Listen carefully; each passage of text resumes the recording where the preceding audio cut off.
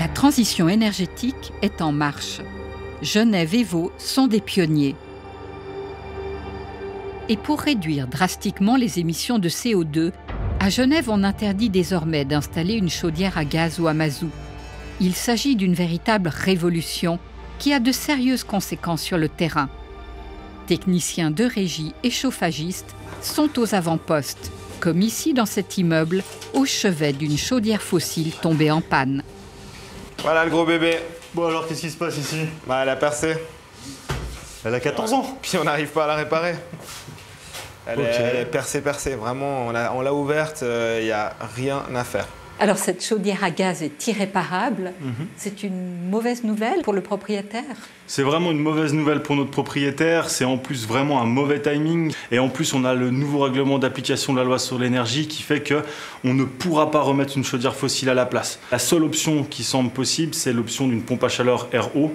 On en a parlé à nos clients et ça soulève tout un tas de questions de leur côté, à titre légitime. C'est-à-dire qu'ils se demandent combien ça va leur coûter et ils se demandent s'il ne va pas y avoir plus de nuisances pour leurs locataires. On va être sur un ordre d'idée de 2 à 3 fois plus cher qu'une chaufferie, on va dire classique, fossile, d'avant l'entrée en vigueur du nouveau règlement.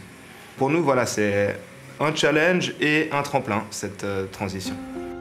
Les chaudières à énergie renouvelable sont plus chères et plus complexes. Pourtant, certains n'hésitent pas à franchir le pas. Nous sommes dans le canton de Vaud.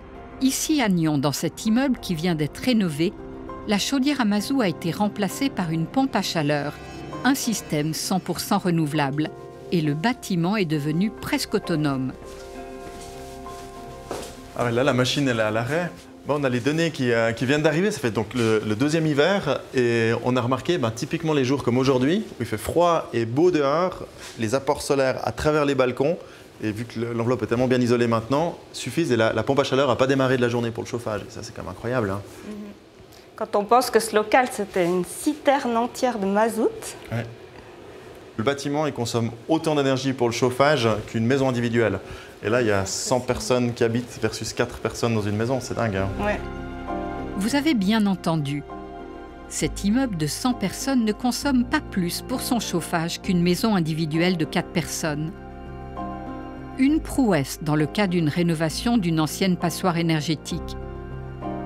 C'est par conviction que la coopérative d'habitation du Chêne, propriétaire de cet immeuble, a choisi de devancer les exigences du canton de Vaud.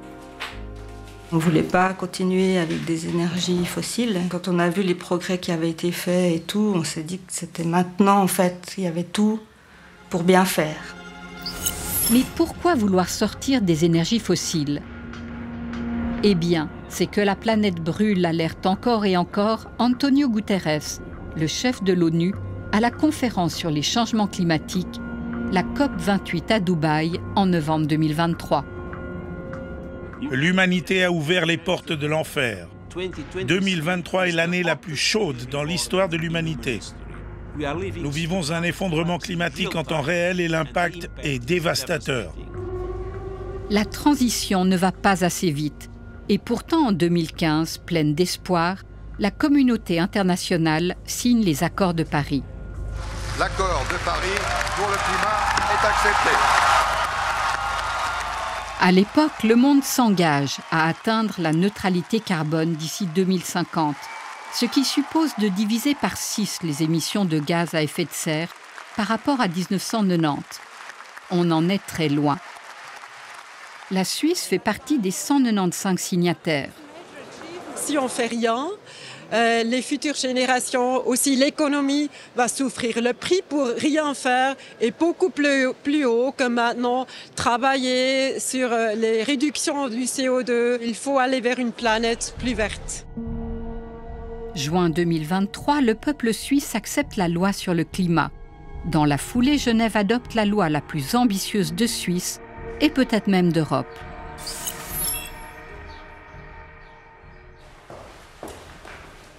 Il faut diminuer ces émissions de CO2. Le bâti, c'est la moitié de nos émissions de CO2, c'est plus que le transport, c'est plus que l'aéroport. Nous avons à Genève mis un objectif intermédiaire qui est ambitieux, qui est déjà de faire moins 60% d'émissions de carbone pour 2030. Et donc, la rénovation du bâti, pour être compatible avec ces objectifs climatiques, de respecter un calendrier assez serré.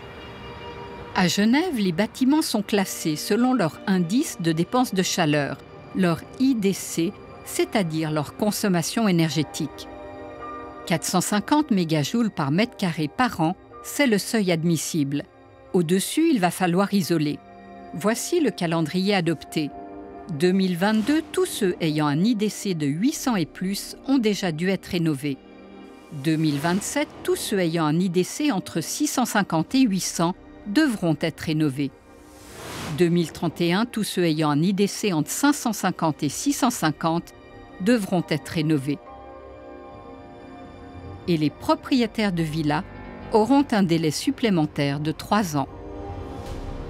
C'est la première fois qu'il y aura des obligations énergétiques pour les propriétaires des bâtiments. Dans notre pays libéral, on a les obligations de payer l'impôt, respecter les lois, mais on avait, en matière d'énergie, que des incitations. Là, c'est fini. On change de paradigme. Il y a une obligation. Vous avez l'obligation de rénover votre immeuble, ça concerne surtout les grands propriétaires, aussi les petits. Et puis, si vous ne le faites pas, vous aurez un rappel, vous aurez une amende, et même si à la fin, vous n'obéissez pas, vous pouvez même finir en prison. Dans les régies, on prend la loi très au sérieux et on se prépare activement. Ce jour-là, réunion des techniciens qui découvrent ce qui va changer pour eux et les propriétaires d'immeubles qu'ils représentent.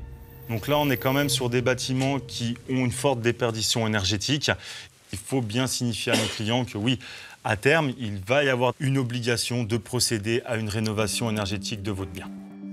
Le changement de normes est à l'ordre du jour depuis plusieurs années.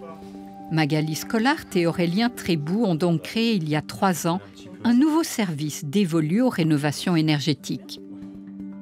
Ces derniers temps, on a eu une évolution des lois, l'apparition des règlements, tout a beaucoup changé et ça change forcément notre manière de conseiller nos clients.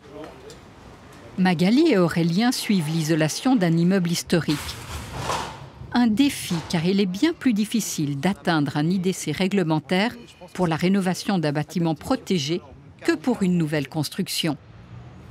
On est passé à l'action, mais avant ça, il y a toute une partie dont Magali s'est occupée, qui a duré 3 ans de démarches d'autorisation, de création de plans, de négociations. C'est toutes ces lourdeurs administratives qui n'existaient pas auparavant. C'est parfois un peu un parcours du combattant, ou en tout cas, c'est des épreuves. Quel est leur état d'esprit, vos mandataires, les propriétaires? Alors, on a vraiment deux types, c'est ceux qui ont peur. Et on a vraiment des propriétaires qui aujourd'hui ont leur bâtiment, ne savent pas dans quelle tranche ils se situent et ils veulent savoir, voilà, j'ai aujourd'hui mon bâtiment, qu'est-ce que je dois faire, pourquoi je dois le faire, comment je dois le faire. Puis après, on a les propriétaires qu'on est obligés nous-mêmes d'interpeller pour leur dire, écoutez, voilà, aujourd'hui vous avez un IDC qui est au-delà du seuil réglementaire, mais qui ne sont pas forcément réticents à faire ce qui doit être fait. Vous y croyez à cette transition énergétique? Ouais, profondément. Je pense que de toute façon, c'est en marche. C'est quelque chose qui va se réaliser. Les objectifs sont ambitieux, c'est sûr. La chance qu'on a à Genève, c'est qu'on a un vrai dialogue qui se construit avec les autorités. Je vais y arriver sur tous ces bâtiments-là, mais celui-ci, regardez, c'est un cas particulier. Je vais avoir besoin d'un petit peu plus de temps et ils nous laisseront ce temps. Donc je pense que oui, on arrivera à faire cette transition. Les délais, on les tiendra pour 90% des cas, mais par contre, il y aura quand même quelques cas compliqués qu'il faudra traiter. En voilà un peu. Accélérer les rénovations des bâtiments et abandonner les chaudières à énergie fossile pour atteindre les objectifs de la Confédération et des accords de Paris représente un chantier monumental au coût gigantesque. À Genève, aujourd'hui, on rénove un peu moins de 1% de notre parc bâti par année. C'est-à-dire, pour rénover tout le canton, il faudrait un siècle. L'enjeu est de au moins doubler ce taux de rénovation, voire le tripler, donc le passer à 2%, à 3%. Et ceci implique un investissement de plusieurs milliards. Si la loi genevoise sur l'énergie a finalement été adoptée au printemps 2024, cela n'a pas été sans tension. Septembre 2023, coup de théâtre au Grand Conseil. Sans crier gare, la droite et les milieux de l'immobilier proposent un amendement qui vide le projet de sa substance. Les débats sont houleux.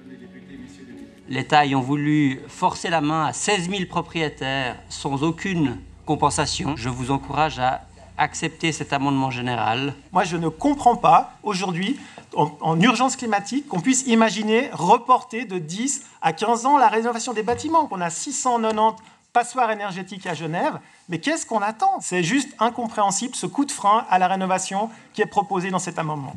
La personne n'est plus dupe. En fait, vous n'avez pas les moyens de ce que vous voulez et de ce que vous voulez imposer au peuple. L'adoption de cet amendement supprimerait pour Genève toute obligation de rénovation énergétique pendant 10 ans. Et ça, c'est problématique. C'est problématique parce que ça contredit la volonté populaire. Pour satisfaire quelques intérêts immobiliers, le Conseil d'État se battra avec toute son énergie contre cette proposition. Si le conseiller d'État est applaudi par la gauche, à la surprise générale, les amendements du libéral radical Adrien Genecamp ont été acceptés par la majorité de droite, balayant 2 ans de consultation avec les milieux concernés. L'amendement est accepté par 52 oui contre 35 non et 9 abstentions. Du jamais vu.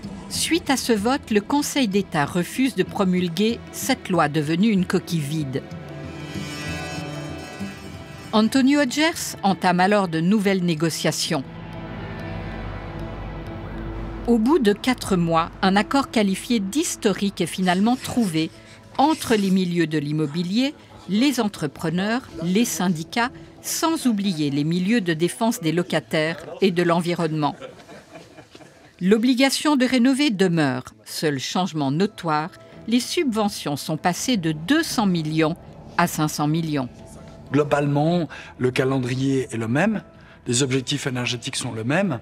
Et puis, on avait mis déjà 200 millions de francs sur la table, on en met 500 millions. Le Conseil d'État a toujours dit que de mettre 500 millions de francs sur une décennie et quelques pour rénover la majeure partie du parc bâti, c'est correct. L'important, c'est qu'on y soit arrivé. Aujourd'hui, la hache de guerre est enterrée entre le Conseil d'État et la Chambre genevoise immobilière. Nous avons effectivement pris acte du nouveau règlement genevois qui est le plus progressiste de Suisse, sans aucun doute, peut-être d'Europe d'ailleurs, parce qu'il mêle d'une part le fait d'isoler la périphérie des immeubles, qui est déjà une chose complexe, et puis de s'affranchir totalement du fossile pour ce qui est de la production d'énergie. Dans des immeubles existants et anciens, ce n'est pas une tâche facile, et nous avons demandé que des mesures d'accompagnement puissent être mises en place. C'est là où il y a eu un achoppement avec le politique qui peut-être n'avait pas réalisé l'ampleur des travaux et les difficultés techniques. Nous avons demandé des subventions. Ces subventions, nous les avons aujourd'hui obtenues à totale satisfaction de la Chambre genevoise immobilière. Des subventions qui sont passées de 200 millions à 500 millions, est-ce que ça veut dire que c'est un cadeau aux propriétaires et que c'est les contribuables qui vont payer la transition énergétique? Dans l'accord que nous venons de signer, il n'y a pas de possibilité pour un propriétaire immobilier d'avoir et fromage et dessert, c'est-à-dire d'avoir et les subventions publiques et le report sur le locataire, et donc d'avoir finalement 2 sources de revenus supplémentaires. On estime que vu l'augmentation substantielle des subventions aux propriétaires que l'on va faire, que la plupart de ceux-ci prendront plutôt l'argent public et épargneront le locataire, ce qui est un objectif social souhaité par le Conseil d'État de protection des locataires. Et ça, je trouve que c'est intéressant, parce que nous sommes partis du principe que non, que c'était injuste qu'on soit touché à la fois et comme contribuable et comme locataire. Mais tout n'est pas si simple.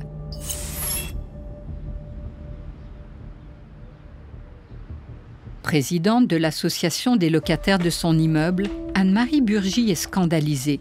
Des voisins ont reçu l'annonce de hausses de loyer importantes, justifiées par une rénovation énergétique. Une notification reçue avant l'accord historique. Les locataires sont très inquiets. Ils sont plus qu'inquiets, je dois dire qu'il y en a même certains qui sont bouleversés.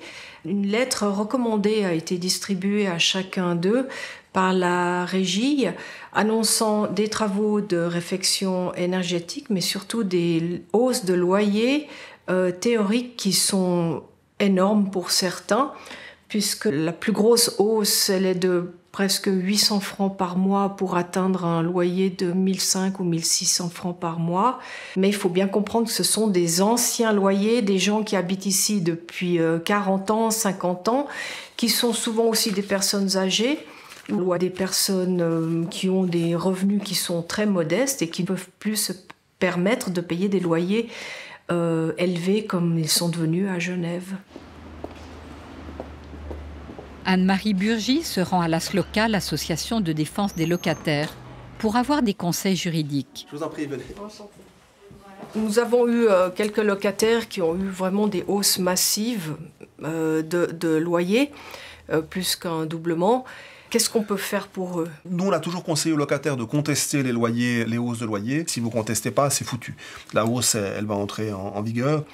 Aujourd'hui, vous avez déjà des loyers qui mangent qu'à plus d'un tiers parfois le budget des ménages. Les gens, ils sont pris à la gorge. Donc on a un vrai problème social autour des personnes âgées dans ces immeubles qui sont aujourd'hui l'objet de rénovation. Christian Dandrès, avocat et député socialiste à Berne, a participé à l'accord qualifié d'historique en tant que représentant de l'ASLOCA. Alors, la rénovation énergétique va-t-elle se faire sur le dos des locataires ? De quelle manière doivent-ils s'attendre à être impactés ? Je pense que pour une bonne partie des locataires, il pourra y avoir des hausses de loyer. Mais pour tous les locataires qui ont des baux vraiment en dessous de ce qui est pratiqué aujourd'hui sur ce marché de pénurie, il pourra y avoir effectivement des hausses de loyer. Donc ces locataires-là seront quand même impactés. Ils le seront moins parce qu'il y aura des montants de subventions qui viendra baisser la hausse de loyer. Puis pour les locataires qui ont conclu des baux récemment, avec des loyers déjà élevés, là, ces locataires seront protégés, je pense, pour la plupart d'entre eux. Donc on a à peu près, j'imagine, moitié-moitié de locataires qui seront impactés et une moitié qui ne le seront pas. Mais de nouveau, cet accord bénéficie à tous les locataires parce que même pour les locataires qui auraient une hausse de loyer, la hausse sera moins importante avec la subvention que s'il n'y avait pas eu la subvention. Du côté des régies, même conclusion qu'à l'ASLOCA sur les hausses de loyer auxquelles les locataires doivent s'attendre, avec une nuance tout de même. Évidemment, le locataire doit participer à cet effort collectif et le locataire va avoir une certaine répercussion, surtout sur les anciens loyers, lorsque les loyers sont au-dessous du marché actuel. Mais souvent, finalement, la charge principale est quand même la charge du propriétaire. C'est le propriétaire qui doit faire ses investissements, c'est le propriétaire qui fait des gros travaux. Et cet accord qui a été mis en place entre les différents parties, que ce soit l'État, les parties locataires et les parties propriétaires, pour essayer de partager un petit peu cette charge qui va être établie. Donc en fait, tous les acteurs vont passer à la caisse. Les propriétaires, l'État et les locataires. Alors, les trois acteurs vont passer à la caisse. Après, la question, c'est dans quelle proportion. Et c'est vrai que l'État, là, met un demi-milliard de francs pour ces travaux, ce qui est une bonne chose, c'est un bel effort. Les propriétaires vont aussi, parce que pendant une certaine période, mais limitée dans le temps, accepter de temporiser les majorations de loyer. Mais le problème principal, c'est que c'est une période qui est limitée dans le temps. Donc je pense quand même que dans cette dynamique-là, les grands gagnants de toute cette affaire, c'est quand même les bailleurs qui, déjà à la base, pratiquent des loyers qui sont trop élevés. Et si ces accords n'avaient pas été pris, l'impact sur les locataires aurait été beaucoup plus important et c'est pour ça qu'on a accepté de signer cette convention. On résume. Grâce aux subventions du canton, la casse est limitée pour les locataires, mais uniquement pendant une durée de 3 ou 5 ans. Passé ce délai, les propriétaires pourront se rattraper. On retrouve nos spécialistes chargés de choisir une solution pour remplacer la chaudière à gaz irréparable par une pompe à chaleur 100% renouvelable. Première question, c'est que tu vois, les balcons des locataires sont juste là-dessous.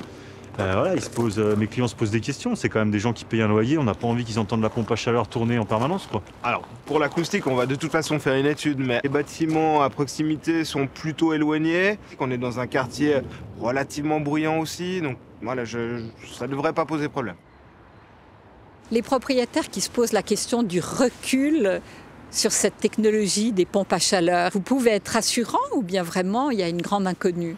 Alors, on a beaucoup de recul sur les pompes à chaleur de villa qui commencent à être des produits vraiment maîtrisés.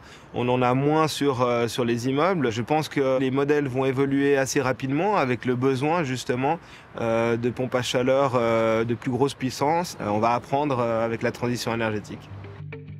Pour sortir des chaudières à énergie fossile, voici les alternatives. Les pompes à chaleur appelées aussi PAC, RO, ou qui utilisent la géothermie. les chaudières à bois ou à pellets. Le chauffage à distance, appelé aussi CAD ou réseau thermique structurant. Ce système fonctionne avec de la géothermie profonde, du biogaz, du bois ou des pellets, des rejets de chaleur industrielle comme l'incinération des ordures. Passer des énergies fossiles aux renouvelables, dans le cas de bâtiments déjà construits, peut s'avérer kafkaïen. Maintenant, quand vous allez avoir le projet de remplacer votre production de chaleur, dans un premier temps, il va falloir regarder quelles options s'offrent à vous. Est-ce qu'un chauffage à distance est disponible? Est-ce que je peux forer dans cette zone? Est-ce que je peux mettre une pompe à chaleur RO? Est-ce que mon bâtiment est répertorié, ce qui fera que je vais avoir peut-être des difficultés à mettre tel ou tel appareil ou panneau solaire ou pompe à chaleur sur ce bâtiment? Tout ça doit d'abord être passé en revue avant même de vraiment commencer le projet. Là, on conseille vraiment de mettre tout de suite un ingénieur dans la boucle. Toutes les études à faire avant d'installer un système renouvelable coûtent cher en spécialistes. Et pour réussir la transition énergétique, il y a encore du chemin à parcourir. À Genève, 4000 pompes à chaleur sont déjà en service. Reste à remplacer plus de 14 000 chaudières à mazout.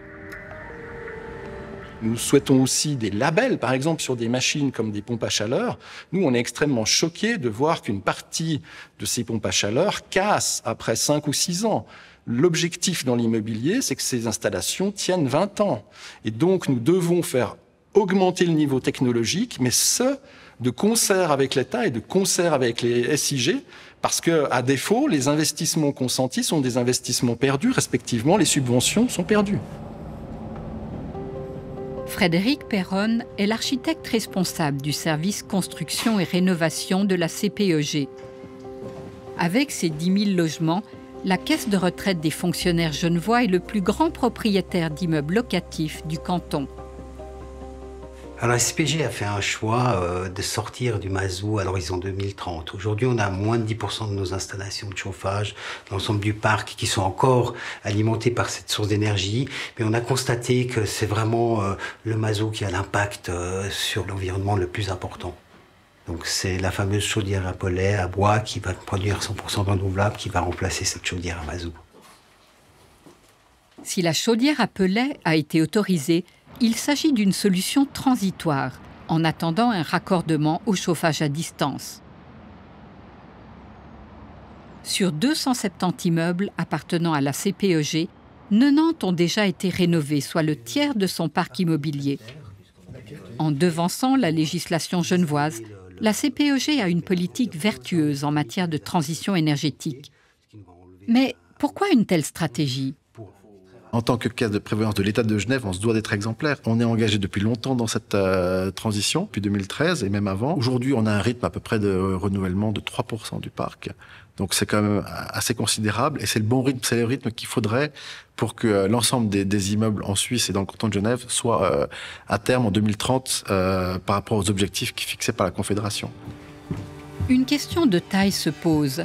Comment concilier les investissements nécessaires à la transition énergétique et les rendements attendus d'une caisse de retraite? L'effort financier il reste important. On a à peu près environ, sur une dizaine d'années, on planifie d'investir à peu près 350 millions sur la transition énergétique, ce qui veut dire à peu près un rythme d'investissement de 35 millions par an. Donc c'est quand même considérable, mais c'est lissé sur le temps long et donc c'est supportable et ça ne vient pas péjorer les performances financières attendues par le parc immobilier de la CPEG. Qu'est-ce que ça signifie, cet engagement ? Alors cet engagement, c'est déjà maintenir la valeur du parc. Donc ça, c'est aussi une logique économique quand même. Il faut le rappeler. C'est-à-dire qu'un parc immobilier qui est pas bien entretenu, il va perdre au fur et à mesure des années de la valeur. Donc là, on voit que les intérêts planétaires et puis économiques sont alignés. Donc ça fait vraiment du sens. On a dû les réaffecter. Ici, au centre de Genève, la rénovation de ce vieux bâtiment est particulièrement complexe. Il faut concilier les nouvelles normes énergétiques et respecter le patrimoine. Le toit de l'immeuble a été enlevé pour l'isoler correctement, et ce alors que les locataires demeurent dans les murs. Ce bâtiment a été construit à la fin du 19e siècle. Il a une valeur patrimoniale reconnue. Donc on a affaire à l'Office du patrimoine et des sites qui nous conseille, qui nous accompagne et qui nous oblige aussi à garder la substance de cette architecture. Entre autres la charpente, vous voyez l'ancienne verrière. Donc on va conserver ces éléments, mais les mettre aux normes. C'est vraiment sur le toit où on peut faire un gros effort. Bonjour. C'est un immeuble qui, initialement, avait un indice de dépense de chaleur, l'IDC très élevé. Une fois l'opération terminée, on devrait approcher avec ce bâtiment les 400 mégajoules mètre carré et diviser par 3 voire 4 ses émissions de gaz à effet de serre. Et ça, c'est une victoire si vous atteignez ces objectifs ? C'est une victoire parce que vous le voyez ici, on cumule ici de nombreuses contraintes et pour vraiment arriver à ces performances, on doit être inventif, créatif, mais on arrivera à ces cibles.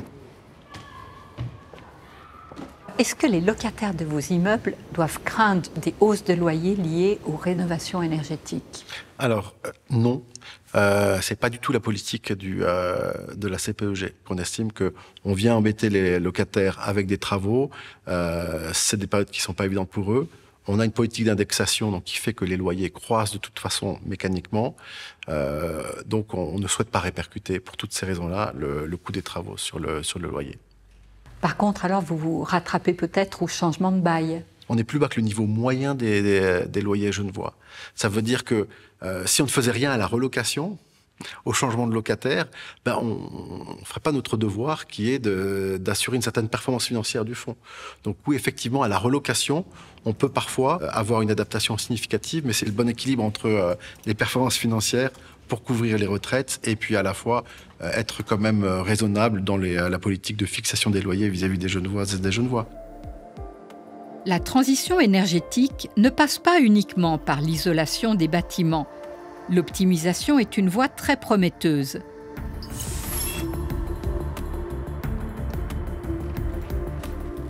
Ici, des techniciens surveillent quotidiennement les immeubles dont ils ont la charge, poursuivent leur performance énergétique et traquer ponctuellement les déperditions de chaleur avec des caméras thermiques. On voit que c'est le seul appartement qui est vraiment problématique. Si on résout ce problème, après, on peut faire des économies pour l'ensemble de l'immeuble et puis surchauffer pour cet appartement défavorisé. Grégory Muller est à la tête d'une entreprise de chauffage. 3 fois primé par les services industriels genevois, il a mis au point un système d'optimisation ultra performant qui mise sur un réglage très pointu des installations, sur une anticipation de la météo. De plus, des sondes sont placées dans certains appartements. Un suivi est réalisé en temps réel. Donc là, on voit l'évolution de l'IDC de ce bâtiment où on est parti d'une moyenne de 636 mégajoules, donc largement au-dessus des 450 fixés par le nouveau règlement sur l'énergie. Et on voit que l'optimisation a permis d'abaisser significativement cet IDC avec au final 30% d'économie. On a réussi à passer le bâtiment en dessous des 450 réglementaires simplement avec l'optimisation et le monitoring, sans travaux. On a fait 25% d'économie en moyenne sur 400 bâtiments la saison précédente. Dans certains cas, l'optimisation seule peut permettre d'atteindre l'IDC réglementaire sans recourir à des travaux d'isolation très coûteux. Une piste sérieuse en plein développement. Pour pouvoir planifier l'autre corps de métier. Et les propriétaires de villas dans tout ça ? Eh bien, eux aussi doivent mettre leur maison aux normes. Titane Lacroix veut bien faire, mais c'est difficile. Qu'est-ce qu'elle vous inspire, cette chaudière à mazout ? Elle est à mazout. Voilà. Ça m'énerve. De ne pas arriver à faire tout ce que j'avais imaginé pouvoir faire pour que je sois complètement neutre au niveau carbone. La maison a 100 ans, plus de 100 ans, elle date de 1916. Et j'ai entrepris, il y a 12 ans, de faire des travaux et de faire l'isolation de la maison. J'ai mis des panneaux photovoltaïques sur le toit. Et mon idée, c'était de mettre une PAC pour pouvoir, une pompe à chaleur, pour pouvoir me passer de ma chaudière à mazout. J'ai déjà dépensé 25 000 francs pour le photovoltaïque et 40 000 francs pour l'isolation. Titane Lacroix a déjà déboursé 65 000 francs pour ses premiers travaux. Mais il lui faudra puiser davantage encore dans son porte-monnaie pour faire installer une chaudière à énergie renouvelable. La pompe à chaleur, j'ai fait faire des estimations, c'est 40 000 francs. Et à ça, il faut rajouter les travaux des SIG, donc 20 000 francs en plus, qui s'ajoutent au prix de la PAC. Donc en tout, ça me fait 60 000 francs de frais. Et ça, c'est trop pour moi. Artiste à la retraite, la rente de Titane ne lui permet pas d'envisager un tel investissement. Une bonne nouvelle néanmoins. Grâce aux travaux d'isolation entrepris il y a 12 ans, sa maison centenaire est devenue beaucoup moins énergivore. J'ai fait faire mon IDC, qui est l'indice de chaleur, et il est de 425, ce qui fait que je suis totalement dans les normes. Ça, c'est déjà une bonne nouvelle. Donc ma maison, ma vieille maison, elle est acceptable. Mais pour moi, c'est pas assez dans le sens où j'utilise toujours les énergies fossiles. Je trouve que, je sais pas, si on veut vraiment être vert et écolo, il faut être riche. Qu'est-ce que vous répondez à ces petits propriétaires qui veulent bien faire et qui n'ont pas les moyens ?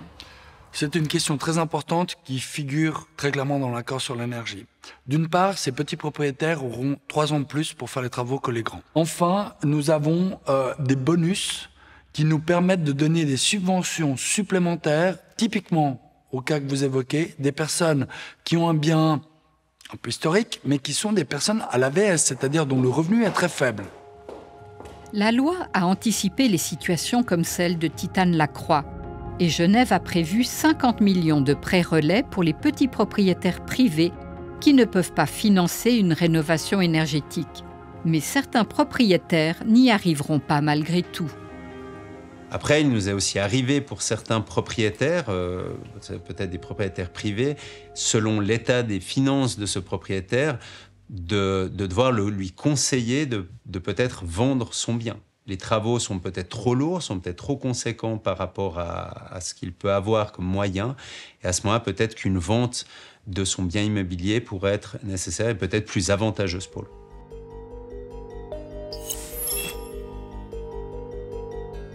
Au printemps 2024, le canton de Vaud peaufine lui aussi un projet de loi sur l'énergie très ambitieux. Assainissement des bâtiments, remplacement des chauffages fossiles qui seront interdits dès 2040 et, à la différence de Genève, obligation de couvrir les toitures par des installations photovoltaïques sur les nouvelles constructions et d'ici 2040 en cas de rénovation. Ici, pas d'IDC mais un CECB comme pour le reste de la Suisse. Explication. Le CECB, le certificat énergétique cantonal des bâtiments, classe les constructions selon leur bilan énergétique et leur émission de CO2. Le classement va de A à G. Selon cette première mouture du projet de loi vaudois, les bâtiments F et G, considérés comme des passoires énergétiques, devront être assainis et passer en lettre D d'ici 2035 pour les G et 2040 pour les F. Il s'agit d'un bâtiment sur 4. Est-ce que vous pourriez craindre des oppositions comme cela s'est passé à Genève ? La population a plébiscité l'inscription du zéro carbone à l'horizon 2050 dans la Constitution. Ce qu'on a ressenti dans le cadre de la consultation, c'est que tout le monde adhère aux objectifs, aux grands objectifs qui sont portés par ce projet de loi. Il y a évidemment des divergences sur le rythme, sur les moyens qui sont mis en place, mais tout le monde partage la nécessité de renforcer la transition énergétique. Ce n'est pas une option et tout le monde adhère aux grands objectifs de la loi. Tout le monde, pas tout à fait. L'USPI, l'Union suisse des professionnels de l'immobilier, est l'un des principaux opposants à cet avant-projet de loi. Je voulais vous montrer un immeuble typique d'un centre-ville où le propriétaire souhaiterait rénover l'enveloppe du bâtiment. souhaiterait également surtout sortir de l'énergie fossile, du mazout. Donc il y a une étude qui a été réalisée de 35 pages. La finalité de cette étude, malheureusement, c'est que la seule option du propriétaire, ce serait de sortir du mazout pour passer au gaz. Donc on n'est toujours pas sorti du fossile. Il y aurait des options de se brancher à ce qu'on appelle au CAD, au chauffage à distance. Malheureusement, ce n'est pas possible par rapport au réseau actuel. Il y a des solutions de pellets également, de chauffage au pellet. Ce n'est pas possible ici puisque ça crée des microparticules, donc ce ne serait pas réalisable. Il y a d'autres options de géothermie potentielle, mais le terrain, malheureusement, ne s'y prête pas. La pompe à chaleur air-eau, il n'y aurait pas l'espace pour le faire. Et il y a une problématique également de nuisance sonore pour les voisins. Donc ce n'est pas une option non plus, malheureusement. Qu'est-ce que vous voulez nous dire à travers cet exemple? La volonté est là. La plupart des propriétaires que je rencontre souhaitent sortir du fossile, mais techniquement, malheureusement, ça n'est pas encore possible partout. Cette loi, elle est disproportionnée. Elle est irréaliste et elle est financièrement pas acceptable.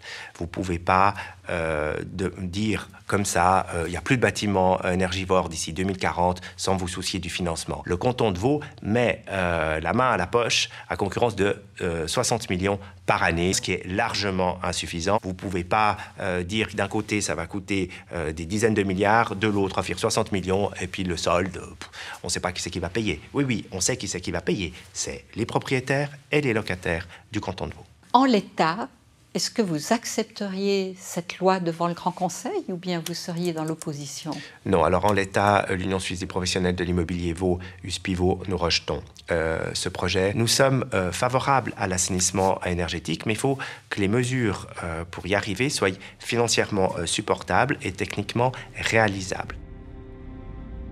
À Lausanne comme à Genève, un des enjeux principaux, c'est l'argent. À titre comparatif, les 60 millions annuels du canton de Vaud sont dans le même ordre de grandeur que les sommes prévues à Genève. À cela s'ajoutent encore des subventions fédérales, et ce n'est pas tout. Aujourd'hui, pour un investissement dans la transition énergétique, eh bien, un propriétaire peut bénéficier d'une part des subventions, d'autre part des allègements fiscaux. Et mis ensemble, cela peut représenter jusqu'à 40% du montant investi. Il y a donc une volonté très claire de l'État de soutenir les propriétaires dans cet effort. Lorsque les propriétaires n'auront pas les ressources financières pour aller chercher un crédit bancaire, par exemple, eh bien, la loi prévoit un régime de dérogation. En cas de contraintes techniques, des dérogations sont également prévues. Mais cette version du projet de loi ne convainc pas les opposants qui ont leur propre solution pour réduire les émissions de CO2 et n'hésitent pas à prescrire des remèdes de grand-mère. Quand j'étais enfant, je vivais chez ma grand-mère et elle était pleine de bon sens, c'était une femme formidable. Et elle me disait de mettre un pull quand j'avais froid chez moi, tout simplement. Donc cet acte-là est majeur. 2 mois par année, si on met un pull, on pourrait diminuer la consommation d'énergie massivement. On passerait de 24 degrés à 20 degrés, et rien que ça, c'est un geste phénoménal pour l'écologie. 1 degré en moins représente 6 à 8% d'économie d'énergie. Et en fait, ça représente une économie d'énergie plus ou moins similaire à une enveloppe, à une rénovation d'enveloppe d'un bâtiment. Le problème, c'est que cette idée fait déjà partie de la stratégie de la Confédération. Une pratique importante, mais qui ne suffira pas.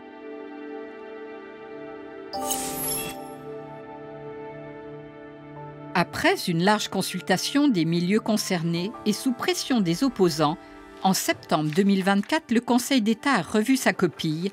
Il distingue désormais les grands propriétaires, plus de 750 m², et les petits propriétaires, moins de 750 m². En classe G, les petits propriétaires auront un délai supplémentaire de 5 ans pour assainir leurs biens, soit d'ici 2040 et non plus 2035. L'obligation de remplacer sa chaudière fossile est rallongée à 2046 et non plus 2040. Enfin, pour mettre un bien en location, les propriétaires devront annoncer le classement CECB aux locataires. Mais que pense l'Union suisse des professionnels de l'immobilier de ces modifications ? Le Conseil d'État a repris son travail. Et puis sur certaines choses, nous avons été entendus, puis sur d'autres, pas du tout. Certains éléments doivent être passablement revus, voire modifiés pour que nous puissions soutenir ce projet de loi. Pour Luce Pivot, une vingtaine de points posent toujours problème. En voici 3 exemples.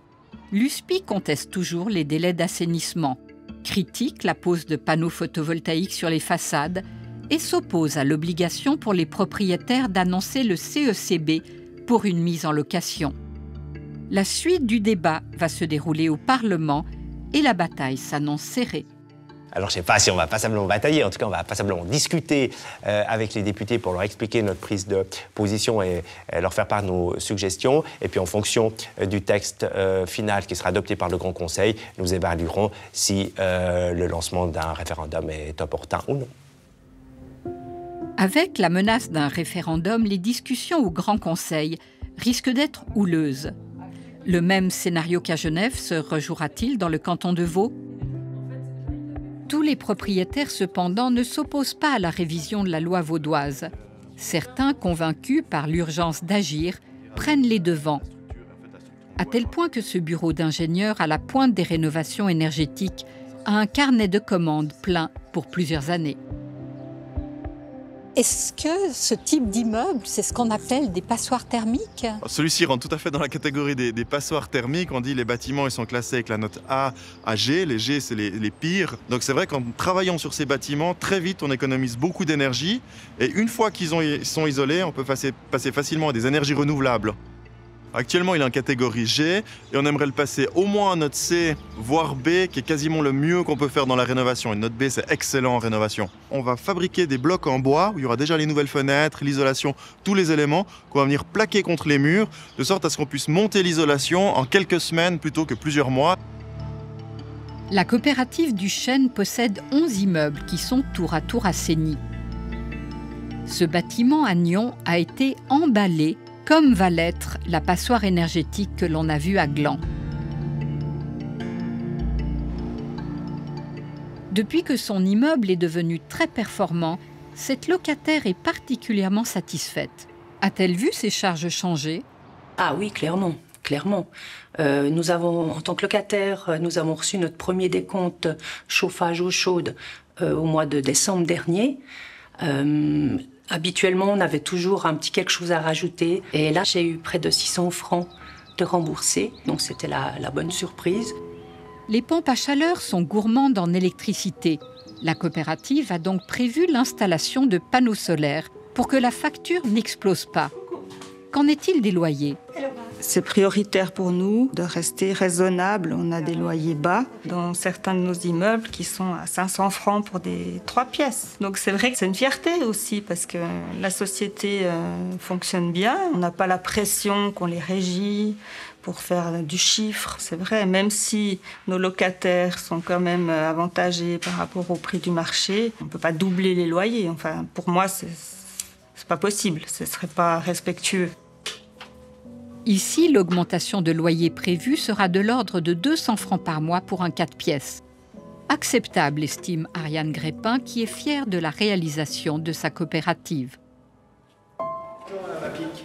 La sobriété énergétique est un enjeu majeur de la décennie à venir. Dans le canton de Vaud comme à Genève, on en est convaincu.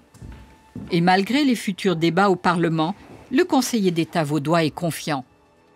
Tout le monde est conscient que dans 20 ans, les territoires qui seront les plus attractifs seront ceux qui auront été capables de se rendre résilients face aux crises énergétiques. Il est donc important de réduire notre dépendance vis-à-vis de l'extérieur en développant les énergies renouvelables, bien entendu, mais en luttant aussi contre le gaspillage, en menant une véritable politique de sobriété énergétique.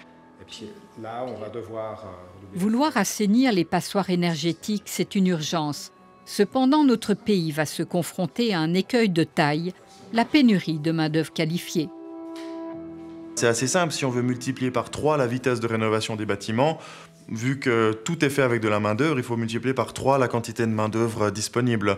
Et actuellement, on parle à peu près de 150 000 personnes qui travaillent dans la rénovation en Suisse.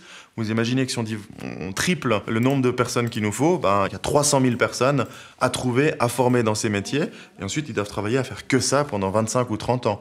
Il y a vraiment une force de main-d'œuvre à monter en Suisse qui est très importante. La transition écologique, c'est une nouvelle révolution industrielle, comme celle qu'on a connue en Suisse au 19e, qu'on a mis en place le rail, qu'on a mis en place nos barrages. C'était d'énormes investissements, mais je pense que c'est ce qu'on doit aux générations futures. Parce que je pense dans le monde de demain, la question du pétrole, la question du gaz va devenir de plus en plus complexe, de plus en plus chère, de plus en plus conflictuelle. Par conséquent, de donner à nos enfants un parc bâti, isolé, très sobre, en consommation d'énergie fossile, presque autonome, c'est leur donner finalement les clés de la liberté de demain. Comment concilier les enjeux planétaires et les enjeux individuels ? La question est brûlante.